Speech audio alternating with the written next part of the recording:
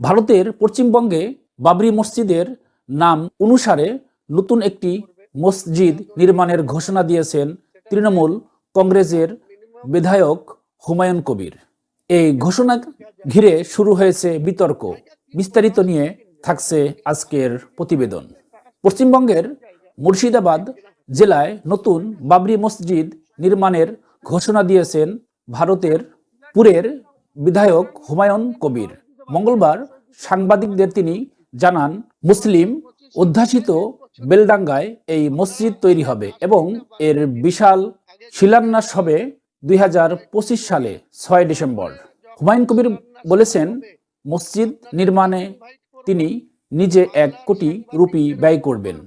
তার মতে এটি মুসলিম সম্প্রদায়ের আকাঙ্ক্ষার প্রতিফল এবং এর সঙ্গে রাজনৈতিক কোনো সম্পর্ক নেই। তৃণমূল কংগ্রেস বিধায়ক হুমায়ুন কবির বলেন, আমি ইসলাম ধর্মের অনুসারী, আমার মসজিদ বানানোর অধিকার রয়েছে। কে কি বলল তাতে আমার কিছু যায় আসে না। বাবরি মসজিদের ধ্বংসের তারিখ 6 ডিসেম্বরকে মাথায় রেখে এই মসজিদের শিলান্যাসের দিন নির্ধারণ করা হয়েছে। তবে তার এই ঘোষণার পর থেকেই রাজ্য জুড়ে রাজনৈতিক বিতর্ক শুরু হয়েছে। বিজেপি নেতা শুভেন্দু অধিকারী বলেছেন, এই ধরনের ঘোষণা মুসলিম মেরুকরণের উদ্দেশ্য করা হচ্ছে।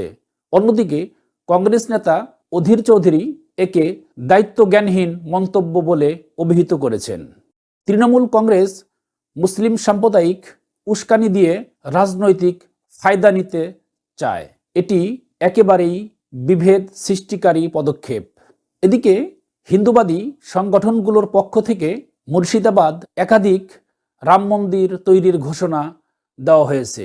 বঙ্গীয় হিন্দু সেনার সভাপতি অম্বিকানন্দ মহারাজ জানিয়েছেন, তার ইতিমধ্যেই জমি পেয়েছেন এবং জানুয়ারি থেকে নির্মাণ কাজ শুরু করবে। যেখানে বাবরি মসজিদ হবে সেখানেই আমরা রাম মন্দির বানাবো। এটি আমাদের সংস্কৃতির প্রতীক। তৃণমূল কংগ্রেস বিধায়কের এই ঘোষণা নিয়ে দল আনুষ্ঠানিকভাবে কোনো মন্তব্য করেনি। তবে রাজ্যের রাজনৈতিক অঙ্গনে এই ইস্যু ঘিরে উত্তপ্ত ক্রমেই বাড়ছে। বাবরি মসজিদ ও রাম মন্দির নিয়ে নতুন করে পশ্চিমবঙ্গে রাজনীতি উত্তেজনা ছড়িয়েছে। এই পরিস্থিতিতে কি মোড় নেয় তা জানার জন্য সঙ্গেই থাকুন।